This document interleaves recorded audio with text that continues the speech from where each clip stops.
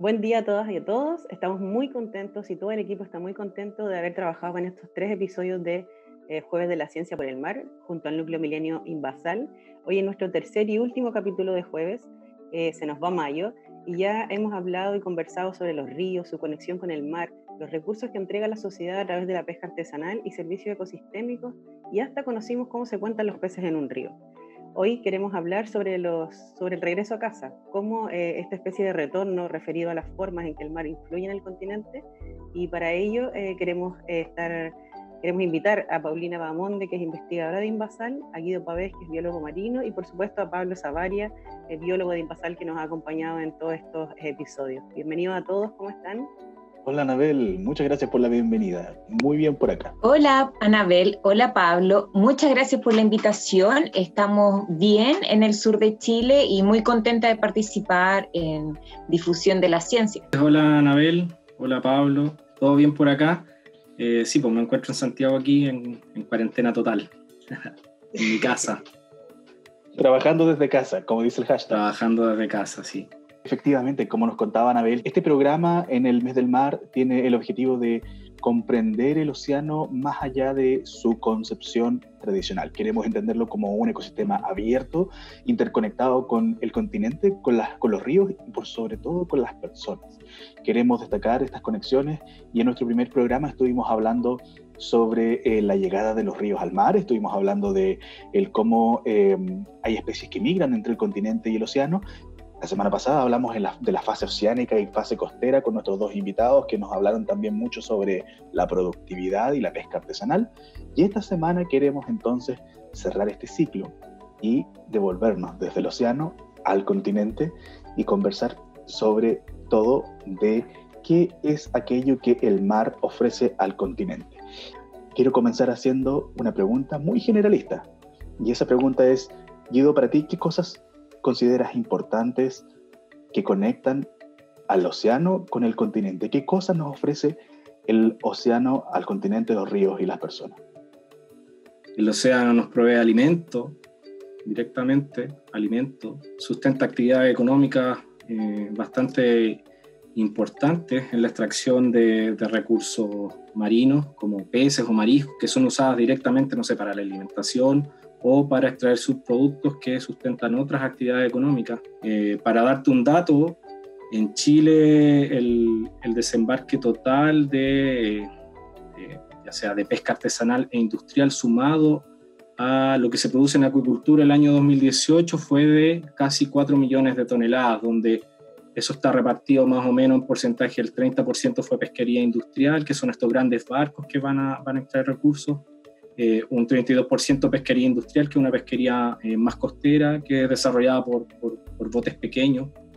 Y la acuicultura, que considera ahí el 37%, que en este caso está incluido la salmonicultura y todo otro tipo de acuicultura, como por ejemplo la mitilicultura, que tiene que ver con el cultivo, por ejemplo, de choritos.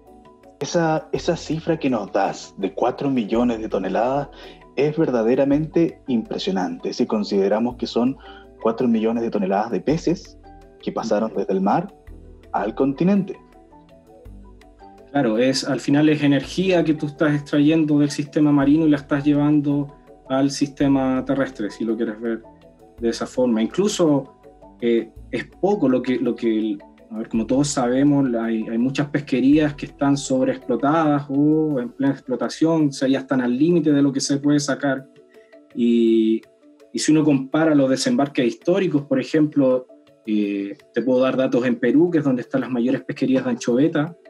En Perú, por ejemplo, en la década de los 70, comienzos de los 70, se llegaban a extraer alrededor de 12 millones de toneladas solo de anchoveta. Y luego eso se repitió en la década de los 80. Entonces son números muy grandes de energía que está pasando del ambiente oceánico al ambiente terrestre. O sea, el océano nos provee inspiración, tiene un valor paisajístico súper importante, donde solo por el hecho de observarlo te da satisfacción. Y asimismo hay muchas especies marinas que son objeto de admiración y donde la gente paga muchas veces por por ir a observar estas especies. Yo he trabajado bastante en la zona de Chañaral de Aceituno, que queda cerca de Punta de Choros, en el norte de Chile. Ahí se desarrolla, y en Punta de Choros también, se desarrolla una actividad turística bastante importante. ¿Por qué? Porque en ese lugar se pueden ver ballenas. Principalmente se ve ballena fin, que es la ballena más grande del mundo después de la ballena azul, es el segundo animal más grande del planeta.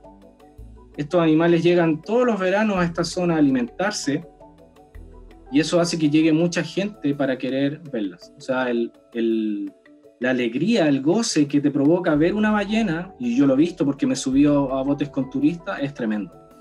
Y asimismo hay muchos más organismos, tenemos lobos marinos, los chungungos, que son estas nutrias de mar pequeñas, que la gente va a ese lugar exclusivamente a verlos. También hay delfines. En Punta de Choros es famoso por el avistamiento de delfines. Entonces, claro, todas estas especies no tienen un valor que de repente uno no lo puede medir, porque es un valor de cómo uno admira estas especies. De la alegría, el goce que te provoca. La gente cuando observa una ballena grita, porque es un animal de 20 metros, más de 20 metros, que es más grande del bote que tú vas, donde estás observándolo. Quien se me asoma a la cabeza es Sylvia Earle. No sé si han escuchado hablar de esta investigadora, buzo de los mares, que tiene esta bandera de lucha de que debemos conservar los océanos. Ella tiene una frase que encuentro que es hermosa, que dice: no water, no life, no blue, no green. Entonces, si no hay agua, no hay vida. Si no hay azul, no hay verde. Y eso habla de cómo en el fondo es el océano el que nos permite estar viviendo, el que nos permite que el planeta Tierra funcione como tal. Por ejemplo, el océano captura el dióxido de carbono mucho más que el Amazonas. De repente en los colegios nos enseñan que son los árboles los que respiran y nos entregan el oxígeno, cuando en realidad son las microalgas que se encuentran en el océano quienes limpian en una proporción mayor que los bosques. O el océano regula la temperatura, que hay un experimento, si es que hay algún papá acá o mamá escuchándonos, por ejemplo, si lo pueden googlear, si tú pones un globo lleno de aire y le pones un encendedor abajo, ese globo va a explotar en forma inmediata. En cambio, si ese globo tú lo llenas con agua y le aplicas fuego, se va a demorar mucho más en explotar. Y eso explica de que el agua absorbe mucho calor, y eso es lo que nos permite que nuestro planeta sea habitable. Entonces, dicho eso, el océano nos da la vida.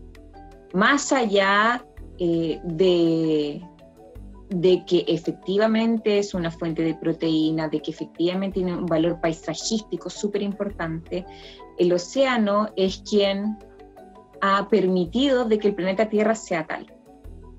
Mencionaste, Paulina, a Silvia y a esta cita, en la cual creo que se resume bellamente aspectos tanto biológicos como paisajísticos, como escénicos, como tanto el valor que tiene el océano de darnos vida, como también el valor de inspirar aquella vida que facilita.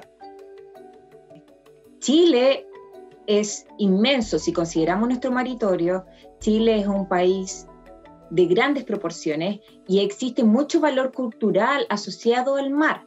Los mapuches pensaban de que las ballenas, estos seres, se llevaban los espíritus de sus difuntos hacia el otro mundo que se encontraba en el atardecer, o algunos historiadores dicen de que se encontraba en la isla Mocha. Entonces hay parte de nuestra cultura intrínseca que asocia nuestra espiritualidad con el mar. Tengo la fortuna de estar viviendo en este momento en la localidad de Puerto Saavedra, y me sorprende el escuchar de mis vecinos ahora el que justamente la isla Mocha era considerada un lugar donde iban a descansar los espíritus de los muertos del pueblo mapuche, y por lo tanto cuando visiten la zona, cualquiera de las personas que nos están escuchando, les cuento que van a encontrar a estos mamulche, estas esculturas de madera que custodian a los cementerios y las tumbas de las personas fallecidas están todas mirando hacia la Isla Mocha para facilitar el viaje de aquellas personas. Quería consultar a Paulina respecto a lo que mencionaba de animales migratorios, que ha sido un tema recurrente que hemos mencionado ya también en las anteriores jueves de Ciencias del Mar. Y hoy día quería que si tú nos pudieses explicar un poco a qué se refiere uno cuando dice animales migratorios y a qué especies tú nos puedes mencionar que realizan estas migraciones desde el océano a los ríos. Resumiendo, ¿cierto? Nos da 3 opciones frente a un ambiente cambiante. O te adaptas, o hibernas, o migras. Esas son tus 3 opciones de vida. Entonces, efectivamente, tenemos especies que son residentes de área, se encuentran durante todo su ciclo de vida en un sitio limitado. Hay otras que frente a condiciones adversas, mayormente asociadas al invierno, tienden a hacer largos periodos de hibernación y la primera imagen que se nos viene en la cabeza, ¿verdad?, son los osos en Norteamérica. Y finalmente tenemos las especies migratorias. Las especies migran generalmente por fines o alimenticios o reproductivos. Y las especies que hacen este ciclo de migración entre ecosistemas de agua dulce y ecosistemas marinos generalmente van por fines reproductivos. Entonces, como bien decía Pablo, dentro de su pequeña en términos de número, pero gran ictiofauna hablamos de los peces, cuenta con algunos ejemplos de animales de peces nativos que sí realizan estos patrones de migración. Uno de estos es la lamprea, que es este pez muy misterioso que lo invito a todos a googlearlo, porque para algunos tiene como este aspecto de alien, porque no tiene una mandíbula, entonces se adhiere a otros animales para chuparles la sangre. Es bien alienígena, la verdad. Y después tenemos otros ejemplos de animales que son muy pequeñitos, como los puyes, que los puyes son muy famosos, sobre todo en el sur de Chile, porque son considerados una delicatessen. Y esos pececillos, que son de la familia de las galaxias, tienden a migrar entre ecosistemas de agua dulce y agua salada para poder alimentarse. Ahora, en Chile, como bien lo hemos conversado en las sesiones anteriores, ¿verdad?, tenemos este gran grupo de peces llamados salmónidos que fueron introducidos cerca del 1900, ¿verdad?, para poder enriquecer nuestras aguas con peces que sean más comestibles. Porque ahí, históricamente, Chile tiene una poca valoración por nuestros peces nativos y sentimos que teníamos la necesidad de tener que introducir estos otros peces que son de mayor tamaño, tienen una carne más apetecible, para poder realizar artes de pesca, como así a partir del 70, ¿verdad?, hacer acuicultura a gran escala con todas las salmoniculturas que las conocemos. Hay algunas especies que en su ciclo de vida se reproducen en ciertos lugares y luego migran a otros lugares distintos geográficamente para reproducirse. Te puedo dar un ejemplo, por ejemplo, las ballenas con barbas, me refiero en términos científicos a los misticetos. Estos animales realizan grandes migraciones desde zonas polares, ya sea en Antártica abajo o al Polo Norte, donde se alimentan. En el océano, que es un cuerpo de agua inmenso, se hace un poco más sencillo imaginarse a estas grandes migraciones que tú nos describes. Pero, ¿esto también ocurre en los ríos de Chile? Sí, y en este caso hay algunas especies que se mueven decenas de kilómetros, hasta cientos de kilómetros, entre las zonas de alimentación que están en el océano, hacia los ríos, hacia la parte alta de los ríos, donde desovan y se reproducen. Por ejemplo, el salmón chinook, que lo mencionó Paulina, esta especie nace en los ríos, arriba en la precordillera, y una vez que nace se moviliza, retorna al océano y allí permanece por alrededor de 3-4 años, donde se alimenta, crece, y una vez que alcanza la madurez sexual y puede reproducirse, remonta a los ríos nuevamente, va a los mismos ríos donde donde nació para completar el ciclo y reproducirse allí. La distancia que recorren es importante, y en el caso del salmón chinook esto tiene un costo, porque los salmones chinook, una vez que ingresan al agua dulce, dejan de alimentarse y gastan toda su energía para llegar al sitio de reproducción, y esto lo podemos ver en los documentales que siempre muestran en National Geographic, por ejemplo, donde estos salmones suben los ríos, saltan cascadas, y ahí están los osos esperándolos para cazarlos. Entonces es tan alto el gasto energético que una vez que desovan, se mueren, y queda toda esa materia orgánica disponible en el ambiente. Guido, tú nos conversabas de que la pesca artesanal, industrial y la salmonicultura puede ser entendida como una forma de transferencia de energía desde el océano a las personas. Pero de acuerdo a lo que nos conversas ahora, a estas migraciones masivas a través de los ríos. Claro, en el sentido de que se mueve energía desde el mar hacia el ecosistema continental, hacia los ríos y zonas aledañas, es más o menos el mismo efecto, pero aquí ocurre de una manera natural. Natural en el sentido de que estas especies realizan estas migraciones a pesar de que los salmones son introducidos acá en Chile. O sea, ahí lo interesante es saber si es que estas especies que son introducidas, que no son nativas, no viven acá de forma natural, podrían estar aportando nutrientes de manera importante en los ríos donde se mueren luego de que desovan. Sabemos que estás trabajando en tu trabajo doctoral que involucra temas de salmones, estos gigantes peces, ¿cierto? Y el transporte en el fondo de los recursos, que es lo que nos estás comentando ahora. ¿Nos puedes comentar algo más como global quizás del trabajo que estás desarrollando en tu doctorado? Como les decía, en particular el salmón chinook y todas las especies de salmónidos, entre ellos la trucha arcoíris y la trucha café, que a lo mejor los conoce más la gente, estas especies no son nativas del sur de Chile y provienen del hemisferio norte. En esos lugares, en sus lugares nativos, son muy importantes por esto mismo, porque transportan energía desde el océano hacia los ríos. Entonces, en esa migración de cientos de kilómetros, al subir por los ríos, por ejemplo, son aprovechados por depredadores como los osos, lo que yo les comentaba recién, que los atrapan y se alimentan de ellos. Algunas aves también pueden comerlos. Una vez que se mueren, también es materia orgánica que queda disponible, y ahí hay organismos carroñeros que se pueden alimentar de los cadáveres que ya están en descomposición, y asimismo estos nutrientes pueden pasar al ecosistema terrestre. Hay estudios que muestran que son muy importantes en las zonas aledañas a los ríos donde mueren estos salmones, ya que aportan mucha materia orgánica, mucha energía a los bosques, y así a todos los organismos que están asociados a los bosques.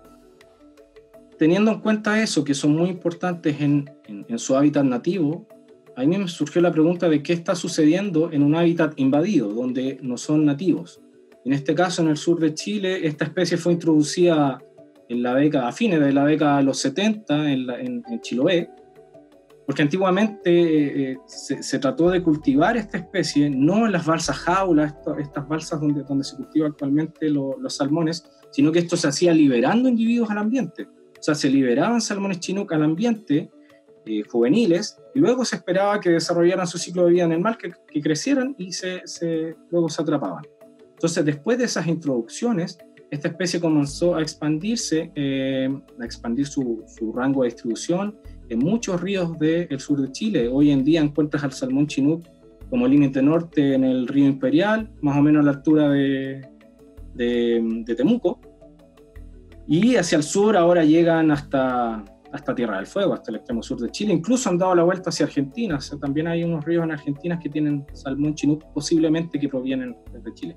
Entonces, teniendo en cuenta que esta especie introducida y que tiene este particular ciclo de vida, donde nacen en el río, luego van al mar a crecer, a alimentarse y vuelven a los ríos para reproducirse, estarían transportando materia orgánica que podría quedar disponible en este ambiente invadido en el sur de Chile.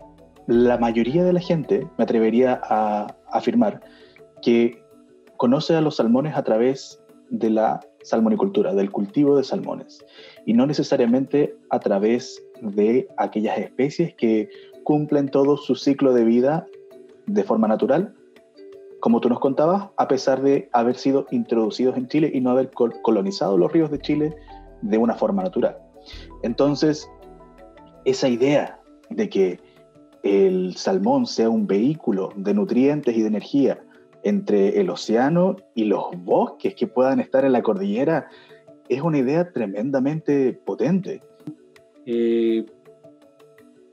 Al realizar estas migraciones, como yo te mencionaba anteriormente, y al morir en la zona alta de los ríos y quedar sus cadáveres disponibles para todos los animales y plantas que están ahí, para mí es súper interesante poder estudiar si es que estos nutrientes están pasando a la cadena trófica.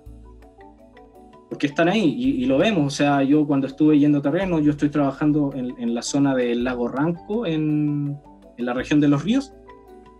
Ahí estoy trabajando en dos zonas de desove de salmón chinook. Una es el río Riñinahue y la otra es el río Calcurupe, donde ahí llegan cientos de salmones en otoño, principalmente en otoño, a desovar y luego, como decía, mueren. Entonces, en estas zonas, yo los he visto cuando iba a terreno, los he visto, por ejemplo, están los cadáveres muertos y hay jotes alimentándose directamente de los cadáveres. O pueden haber otros animales que uno no ve. También en el ambiente acuático a veces las carcasas quedan afuera del agua, otras veces, las carcasas me refiero a los cuerpos, a los cadáveres. Los cadáveres quedan también en el agua y ahí son aprovechados por organismos que están viviendo en el agua, invertebrados. Y en ese sentido, por ejemplo, a mí me interesaba estudiar una especie de invertebrado, una pancora, un cangrejo pequeñito que está en los ríos de Chile, que es una especie nativa, y que también yo cuando veía las carcasas estaba llena de estos individuos que se estaban alimentando de los salmones muertos. Entonces, en ese sentido, a mí me interesa estudiar esto porque generalmente cuando uno habla de invasiones biológicas, que son estas especies exóticas que han sido introducidas, que han expandido su rango de distribución y ya están naturalizadas en nuestro ambiente, generalmente lo que se estudia son los efectos los efectos negativos de estas especies. Por ejemplo, en otras especies de salmones, cómo depredan sobre especies nativas de peces, por ejemplo. Pero también a mí me interesó darle la vuelta y ver la parte positiva, las interacciones positivas, en el sentido de que esta especie introducida transporta nutrientes desde el océano hacia los ríos y esos nutrientes quedan disponibles para especies nativas también, y eso podría ser beneficioso para esas especies. Lo otro es que además igual es una especie de importancia comercial, o sea, es súper preciado por los pescadores deportivos que hacen pesca recreativa en el sur de Chile. O sea, son salmones que llegan a medir 1,5 metros, entonces es una pieza importante para un pescador sacar un bicho así de grande. Y la industria de pesca recreativa en el sur de Chile, en la región de los ríos, la región de los lagos, incluso más al sur, es súper importante en cuanto a dinero que recauda. Porque la pesca recreativa es también una de esas interfaces en las cuales las personas tenemos la oportunidad de estar íntimamente en contacto con la naturaleza. Y yo sé que tú eres un hombre de terreno y sé que también estás muy vinculado o trabajas muy colaborativamente con pescadores recreativos. En tu opinión, ¿cómo es esa relación del pescador recreativo con los ríos y con los peces que son su objetivo? Mira, yo creo que hay dos tipos de pescadores. Hay algunos que son los que les llaman los que depredan, que son los que sacan el recurso y no respetan las cuotas de captura, porque como tú sabes hay límites para la extracción de estas especies de salmones, que a pesar de que son introducidas igual están protegidas por ley. Y hay otros que son más conscientes, que son los que realizan, por ejemplo, la pesca con devolución o sacan pocos individuos para tratar de mantener el recurso.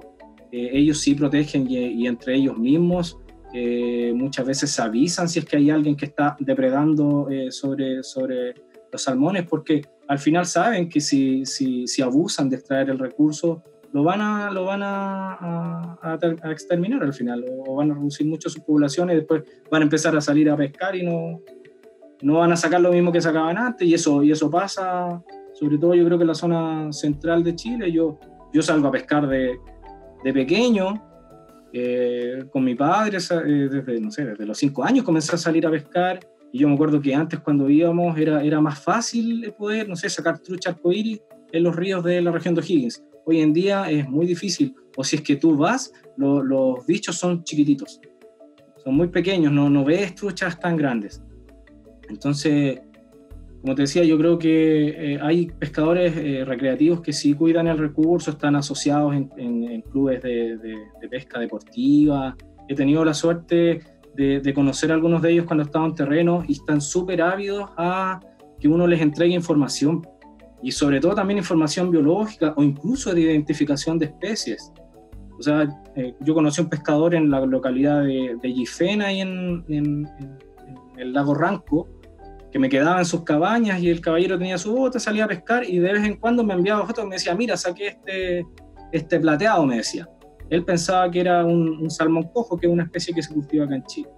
Y yo recuerdo que alguna vez les envié la foto también a los especialistas en poder diferenciar las especies, y dijeron, no, es una trucha arcoíris. Ok, perfecto. Entonces yo le di esa información al pescador y súper bien. O sea, hay una retroalimentación también entre nosotros que estamos haciendo ciencia y estamos en terreno con las personas que están aprovechando el recurso. Estábamos hablando de salmones, y un tema que genera muchas veces preocupación en la opinión pública al consumir peces marinos en general de gran tamaño son aquellas sustancias que acumulan en su organismo a lo largo del tiempo.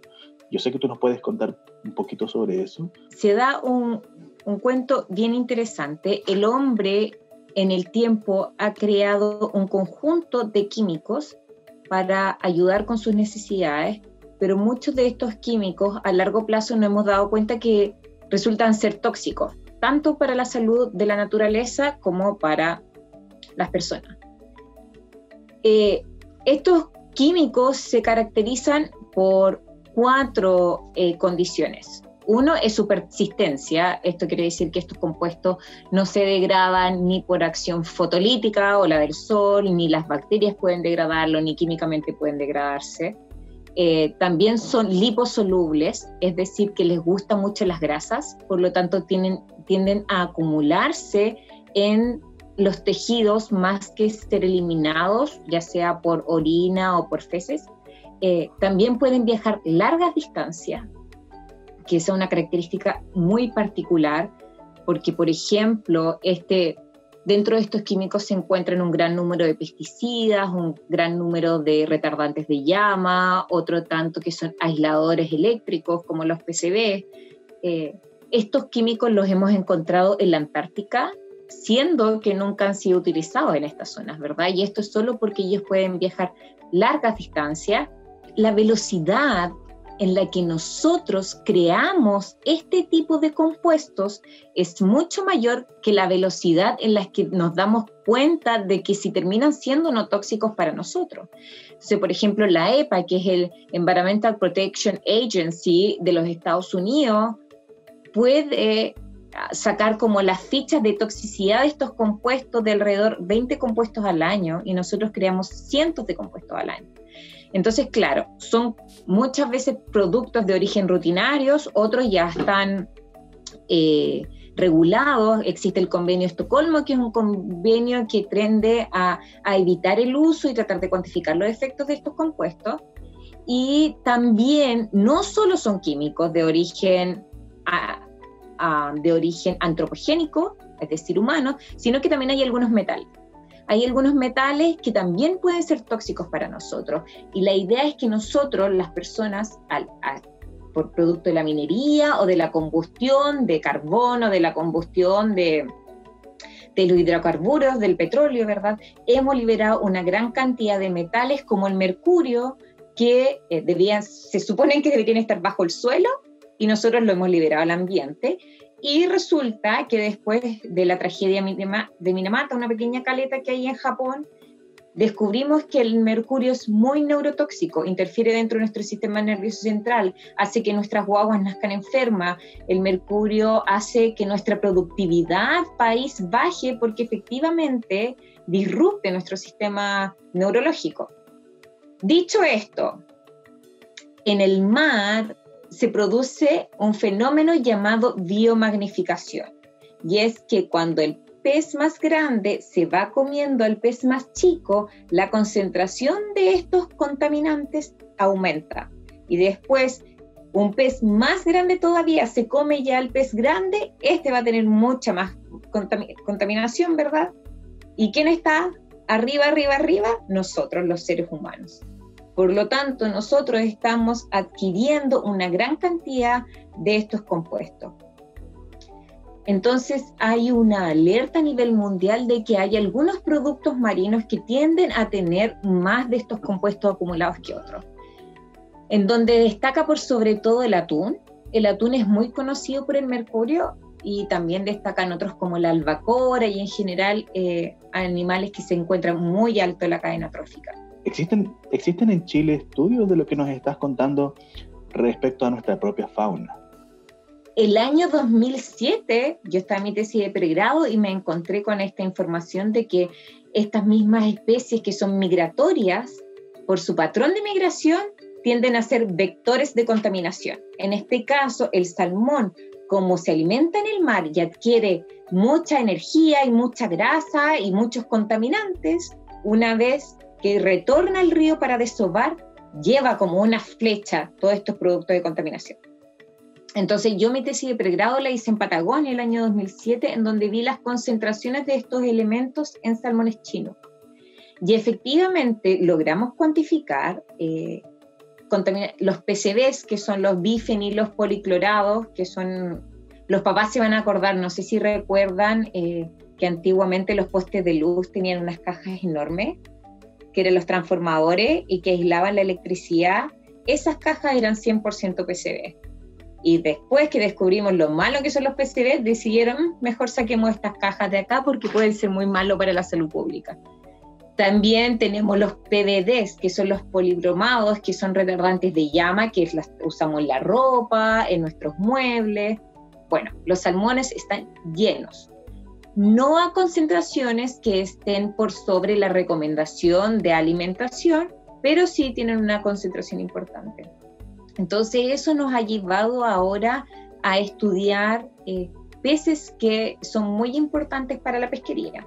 Entonces uno de los proyectos que en Invasal hemos desarrollado es medir mercurio, este neurotóxico que les contaba antes, en truchas en el lago Chungará, porque las truchas fueron introducidas en el lago Chungará para que la gente se alimentara, pero resulta de que dada la actividad volcánica y también la actividad de nuestros nativos que habitaban en el área, el Chungará tiene muchas concentraciones de mercurio y hemos encontrado de que las truchas del lago de verdad no son comestibles.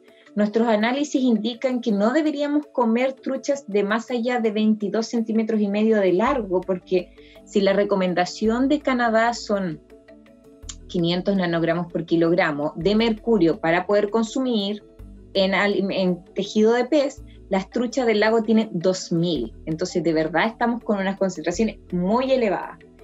Y a partir de esa investigación nos preguntamos entonces qué pasa con las Chinook, que están corriendo tanto en Caleta Barra como en Puerto Aysén, ¿verdad? Bueno, ese es Puerto Saavedra. Y lamentablemente todavía no tenemos los resultados, dada la contingencia. Todos los laboratorios han volcado sus esfuerzos, ¿verdad?, a analizar el COVID. Estas otro tipo de investigaciones se encuentran momentáneamente congeladas, pero mis expectativas o mi hipótesis es que los salmones chinos no van a tener concentraciones preocupantes, pero sí nos invita a tener una dieta más diversa. La recomendación en general es comer peces de tamaño pequeño, peces que tengan un músculo blanco, porque estos tienen menos contenido de grasa, por lo tanto menos contaminante, tener una dieta diversa. Si vas a comer salmón, está bien, pero no comas todas las semanas salmón.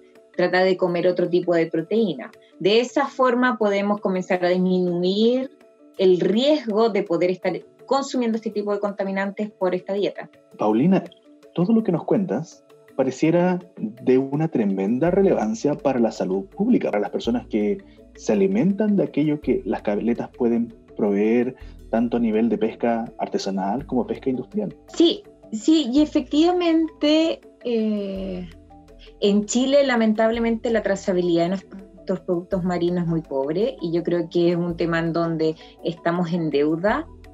También hay que considerar estas variables de que pueden significar un riesgo de la salud, cómo no. Hay poblaciones de riesgo que por supuesto hay que poner especial ojo, por ejemplo, los niños en donde están en épocas de desarrollo, a ellos hay que tener un especial cuidado al momento de elegir nuestros productos para alimentarlo, o las mujeres embarazadas, porque una particularidad de estos compuestos es que como son tan afines a las grasas, durante la lactancia hay un gran traspaso de la madre al hijo de estos compuestos. Se ven hechos bien terribles, por ejemplo, en Florida, los delfines que habitan esa zona, que es una zona que está muy contaminada, mucho más que cualquier zona de Chile, la primera cría de los delfines muere. Las primeras crías no son viables, porque al final la primera cría es casi como la forma que tiene una hembra de limpiarse de todos los contaminantes que tiene en el cuerpo. Entonces, a ese nivel de, sí, debería preocuparnos estos temas, tenemos que llegar.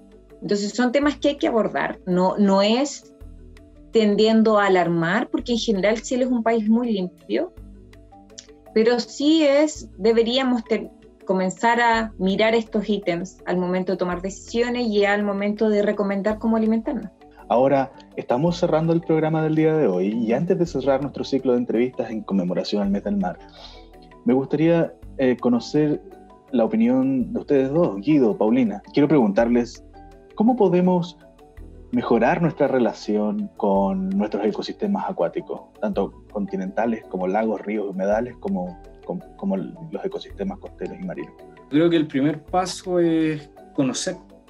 O sea, hay una frase que dice que es conocer para proteger. O sea, yo creo que es súper importante nuestro rol como científicos de poder divulgar toda esta información que estamos obteniendo en el ambiente y poder traspasarla a la comunidad. Yo creo que para mí eso es fundamental y ha sido un proceso también de poder entenderlo. Tal vez hace años atrás la divulgación científica no era tan importante como es hoy y cada vez está tomando mayor importancia. Yo creo que eso es súper importante. O sea, los datos, no sé, que yo vaya a obtener en mi tesis u otros investigadores, creo que es muy, muy importante y fundamental poder traspasarlos a la sociedad, porque así la gente conoce, entiende sobre estos ciclos y al tener mayor información entiende por qué se deben proteger las especies, no solo porque son bonitas, no solo porque son grandes, sino que porque tienen un rol y por algo están ahí en los ecosistemas. Debemos comenzar a hacer programas educativos ambientales de calidad para todas las edades. Y ahí hay un gran tirón de oreja para todos los que trabajamos en ciencia, que somos los que generamos estos conocimientos. Creo que este paradigma de científico tipo Tesla o tipo Einstein, solos, encerrados en nuestros laboratorios, realizando grandes descubrimientos porque somos inteligentes y ya está obsoleta. Número uno, la ciencia nos llama a la colaboración, nos llama a ser equipos multidisciplinarios, porque de esa forma sí podemos lograr conocimiento que sea útil para la sociedad. Y dos, ese conocimiento debe permear, y debe permear en forma muy responsable, y eso es a través de la educación. También quería agregar que yo creo que el tema de la divulgación científica creo que es un deber de los científicos, porque hay un tema de que muchas investigaciones que nosotros hacemos son financiadas con fondos públicos, con fondos que son financiados con plata de la misma gente. Entonces creo que es un deber devolver esa plata que la comunidad está invirtiendo en hacer ciencia. Nosotros debemos devolver la mano mostrando lo que hacemos a las personas. Creo que eso sí es súper importante. Y por eso son tan claves las colaboraciones como aquellas con el Museo de Historia Natural de Valparaíso, con quienes tuvimos la fortuna de poder producir estos 3 episodios en conmemoración al Mes del Mar. Sí, yo quiero agradecer, como decía Pablo, estamos cerrando ya este ciclo, Se nos acaba mayo y se nos va el mes del mar. Vamos a conversar pronto, o sea, vamos a comenzar prontamente el mes de junio, que es el mes del medio ambiente, que ahí también vamos a hacer algunas otras cosas. Así que para finalizar el ciclo de hoy, es solo agradecer. Lo único que tengo son palabras de agradecimiento para Guido, para Paulina, para Pablo, por la entrevista de hoy, por su disposición y su tiempo. Agradecer también a todo el equipo de Invasal, al estudio audiovisual El Viento, también por toda su colaboración, por las gestiones realizadas, a Pablo, que ha sido un gestor increíble, de verdad ha habido harto trabajo atrás que la gente no lo puede ver, pero ha sido una colaboración muy buena y muy bonita entre el museo y Invasal, y también instarlos a que sigan en las investigaciones, su gran labor que aportan con información valiosa para el país y para la toma de decisiones en temáticas de conservación y manejo, en este caso de salmones, que es lo que más se dedica a Invasal. Y como mencionaba, agradecer a todos quienes nos ven a través de las pantallas y las plataformas del museo, y dejarlos invitadísimos a que estén atentos a nuestras redes sociales del museo, ya que pronto vamos a publicar la cartelera de junio. Y como les comentaba y les adelantaba, se vienen actividades del mes del medio ambiente, así que quédense atentos, nos vamos a ver pronto. Elijan cultura en casa y cuídense para que todos estemos a salvo, porque si te cuidas tú, nos cuidamos entre todos.